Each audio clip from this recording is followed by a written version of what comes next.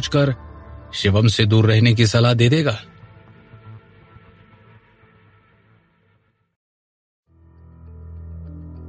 फेन हुई मिंग की पूरी बात सुनकर अंजलि ने कुछ देर सोचा और फिर बड़ी ही गंभीरता से जवाब दिया, रफीक पठान।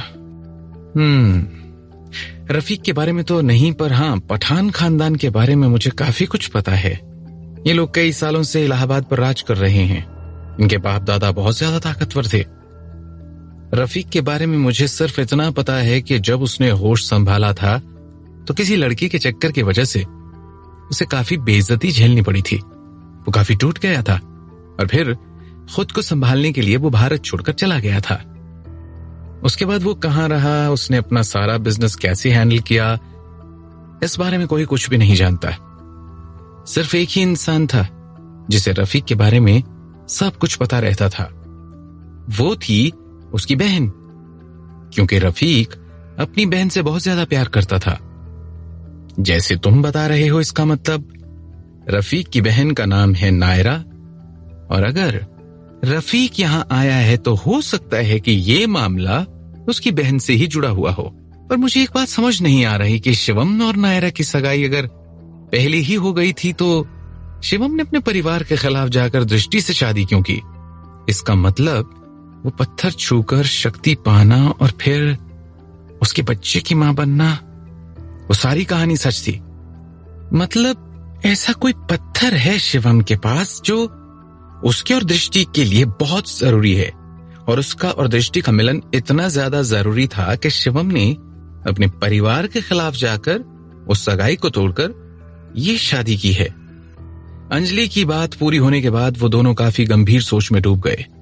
अंजलि कुछ देर रुकी और फिर अपनी बात को आगे बढ़ाते हुए बोली, खैर, रफीक भले ही पठान खानदान का सबसे बड़ा और काबिल बेटा हो, मैं ये बात मानने को भी तैयार हूं कि हो सकता है कि उसके पास काफी ज्यादा ताकत हो और वो यहां पर काफी हंगामा भी मचा सके, मगर मुझे इस बात पर पूरा भरोसा है कि वो हमारे लिए कोई दिक्कत खड़ी नहीं कर पाएगा। उसके अंदर इतनी ताकत नहीं है कि मेरे सामने खड़ा हो सके और मेरे बने बनाए इतने सालों के प्लान और मेहनत पर इस तरह पानी फेर सके। अंजलि की इस बात पर फेन हुई मिंग ने पलटवार करके बड़ी ही तेज आवाज में कहा, मैडम जी, आपके इसी भरोसे की वजह से हम अधिकतर बहुत बड़ी मुसीबत में फंस जाते हैं और आप कुछ नहीं कर पाती हैं। शायद आप ये बात नहीं जानती हो, पर मैंने इस इंसान के बारे में काफी कुछ जानकारी निकलवाई है। मुझे पता चला है कि रफीक पठान खानदान का बेटा है, तो जाहिर सी बात है कि उनकी ताकत तो उसके पास विरासत में है, मगर इसका किसी न किसी नागवंश से भी कोई रिश्ता है। हाल ही में जब मैं अरमाडा सेक्शन से मिला और मेरी उनसे थोड़ी दोस्ती होना शुरू हुई तो मुझे अंदर की कहानी पता चली और मुझे ये पता चला कि उन्हें इस रफीक पठान और इसके परिवार पर शक है। उनका ऐसा कहना है कि इन लोगों का ताल्लुकात किसी दिव्य शक्ति से है। अब वो दिव्य शक्ति क्या है इस बारे में तो हम नहीं जानते, पर हम सिर्फ एक अंदाजा लगा सकते हैं कि ये लोग किसी नागवंश से जुड़े हैं। फेन हुई मिंग के इस जवाब ने अंजलि को हकीकत का आईना दिखा दिया और वो कहीं ना कहीं काफी घबरा गई। उसे उसकी इस बात पर भरोसा ही नहीं हो रहा था। उसने बड़ी ही हैरानी से फेन हुई मिंग की तरफ देखा और उससे सवाल करते हुए कहा, क्या नागवंश से, वो भी इनका रिश्ता? ऐसा कैसे संभव है?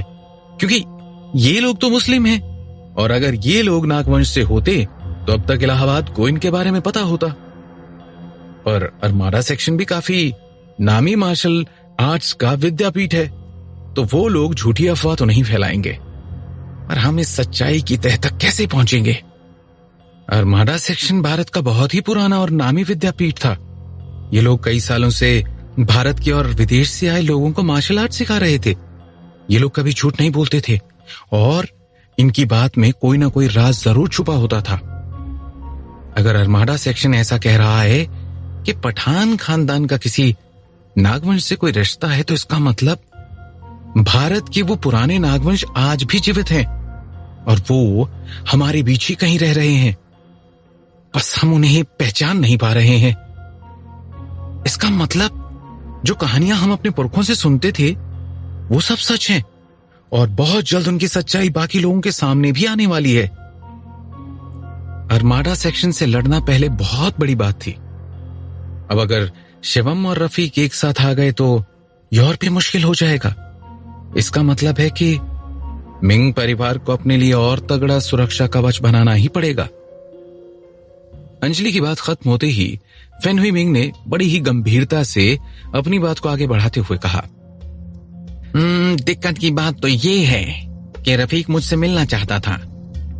मुझे नहीं पता क्यों, पर उसे मुझसे कुछ बातचीत करनी थी, लेकिन मैंने रफीक से बात करने के लिए साफ मना कर दिया। मैंने झूठ बोला कि मैं किसी न्यूज के काम की वजह से बहुत ज्यादा बिजी हूँ, इसीलिए बात नहीं कर पाऊंगा, क्योंकि मैं अभी उसके लिए तैयार नहीं हूँ। इस मामले को संभालने के लिए मुझे और तैयारियां करनी पड़ेगी। वो तो शुक्र है कि मैंने आज किसी को यहाँ बुलाया है जो आज की रात शिवम पर अटैक करेगा और कोशिश करेगा कि शिवम अपनी असली शक्ति का इस्तेमाल करें। हमें अगर एक बार पता चल गया कि शिवम की असलियत क्या है, तो हम अपनी असली ताकत को यहाँ बुला पाएंगे, जो शिवम से असली बदला लेना चाहते हैं। मगर उनके यहाँ आने से पहले हमें शिवम के बारे में बहुत कुछ जानना होगा, वरना उनके गुस्से का शिकार हमें होना पड़ेगा। फेन हुईमिंग की बात खत्म होते ही अंजलि ने गहरी सांस ली और बड़ी ही गंभीरता से अपनी बात रखते हुए कहा, हाँ, तुम बिल्कुल सही कह रहे हो। अब वक्त आ गया है कि हमें उन्हें बुला लेना चाहिए। इससे पहले यह मामला बहुत ज्यादा बिगड़े, उनका यहां आना और इस मामले की भागदौड़ को संभालना बहुत ही ज्यादा जरूरी है। मुझे पूरा भरोसा है कि जब तक वो हमारे साथ है, शिवम क्या, दुनिया की कोई भी ताकत हमें नीचा नहीं दिखा सकती। जीत तो हमारी ही होगी। बस एक बार हम शिवम की सच्चाई तक पहुंच जाएं। इधर फेन हुईमिंग अपनी रात की लड़ाई की तैयारी कर रहा था, उधर शिवम अभिमन्यु की रिपोर्ट का इंतजार कर रहा था। पूरे दिन तैयारी करने के बाद अब आधी रात का समय आ चुका था। शिवम प्लेटिनम लाउंज के सीईओ ऑफिस में शांति से बैठा हुआ था और सारे बिजनेस के कारोबार की फाइल्स जांच कर रहा था। वो काफी देर से उन फाइल्स को देख रहा था और देखते देखते वो थक गया था। इसीलिए रात के करीबन 11:30 बजे उसने वो सारी फाइल्स अपने टेबल के कॉर्नर पर रखी और अपनी कुर्सी पर आराम से बैठकर आंखें बंद करके ध्यान करने लगा। वो ध्यान कर रहा था कि तभी अचानक उसके चेहरे के भाव बदलने लगे। उसके चेहरे के एक्सप्रेशंस शांत भाव से उग्र भाव की तरफ बढ़ने लगे। उसके हाथों की मुट्ठियां बंधने लगी। ऐसा लगने लगा जैसे शिवम किसी से लड़ने जा रहा है। और फिर अचानक तेज हवा आई और उसके ऑफिस का दरवाजा खुल गया। ऑफिस का दरवाजा खुलते ही कम से कम 6 काले कपड़े में कुछ प्रेत आत्माएं उसके सामने आकर खड़ी हो गई। ऑफिस के सारे बॉडीगार्ड्स गहरी नींद में थे। पूरा ऑफिस शांत था, लेकिन माहौल काफी खतरनाक था।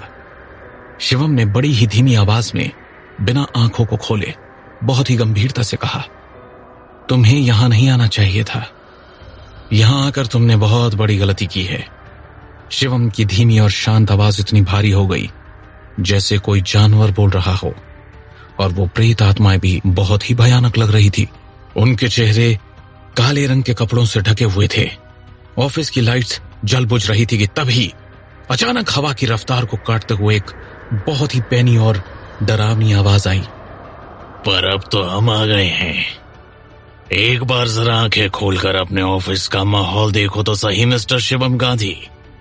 वो आवाज उन काली प्रेत आत्माओं में से सबसे आगे खड़ी आत्मा की थी। पूर्णिमा की आधी रात में उसका वो शरीर और वो उपस्थिति रूह को कंपा देने वाली थी। उन आदमियों की उम्र और शरीर का कुछ पता नहीं चल रहा था। उनके आसपास से बस काले रंग का धुआं निकल रहा था।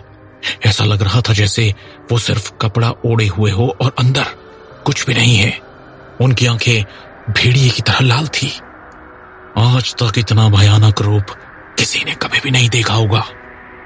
वो तेज हवा और बुलंद हवा उस ऑफिस को हिला रही थी, और तब भी शिवम उनके सामने शांति से एक कुर्सी पर बैठा हुआ था।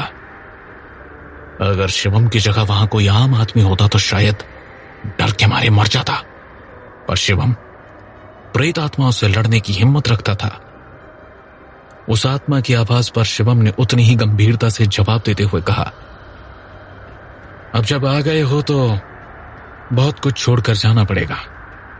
बिना बुलाए कभी किसी के घर नहीं आना चाहिए।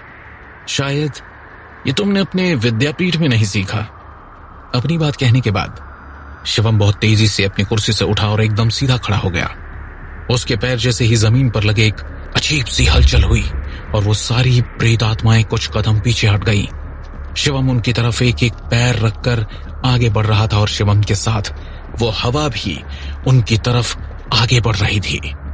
उस हवा ने उन प्रेत आत्माओं के काले कपड़े उड़ाना शुरू कर दिए।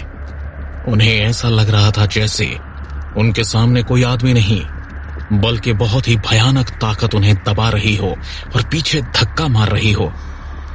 शिवम ने अपनी आंखें खोली तो उन सारे प्रेत आत्माओं के दिल कांप उठे। शिवम की ताकत उन्हें असल में महसूस हो रही थी। वो लोग शिवम से इतना ज्यादा डर गए कि उन्होंने अपने कमर पर लगे हुए लोहे के ब्लेड हाथ में पकड़ लिए और शिवम की तरफ निशाना साधा। उन प्रेत आत्माओं का जो लीडर था और सबसे आगे खड़ा था, उसने शिवम की तरफ देखकर थोड़ी तेज आवाज में कहा, सर, आपको नहीं लगता कि आप कुछ ज्यादा ही अति आत्मविश्वास से भरे हुए हैं? पर कोई बात नहीं, हमारी विद्यापीठ ने आपकी जैसी कई ताकतों के आत्मविश्वास को चोर चोर किया है। आपका भी हो जाएगा। पर आज हम इस मकसद से नहीं आए हैं। आज हम आपके लिए कुछ ऑर्डर सुनाने आए हैं। आज हम सिर्फ यहाँ एक काम करने आए हैं। आपको सलाह देने आए हैं कि इस हांगकांग को छोड़ दो, क्योंकि ये हमारे विद्यापीठ की जगह है और हमेशा हमारी ही रहेगी। आप शाह परिवार के इकलौते कुलपति हैं और हम शाह परिवार के राजा यशवर्धन शाह पर दुख का पहाड़ नहीं तोड़ना चाहते। आज हम ये फैसला लेने नहीं आए हैं कि आपको हांगकांग से जिंदा वापस भेजना है या मुर्दा। हम बस ये चाहते हैं कि आप अपने कदम पीछे हटा लें। अगर आप यहाँ बिजनेस के मामले में आए हैं तो करिए, शौक से अपना बिजनेस आगे बढ़ाइए, मगर ताकतों के बीच और शक्तियों की जगह लेने की कोशिश मत कीजिए, वरना आप बहुत बुरा पछताएंगे। आखिर उन प्रेत आत्माओं को यहां किसने भेजा था? क्या ये अरमाडा सेक्शन के लोग थे?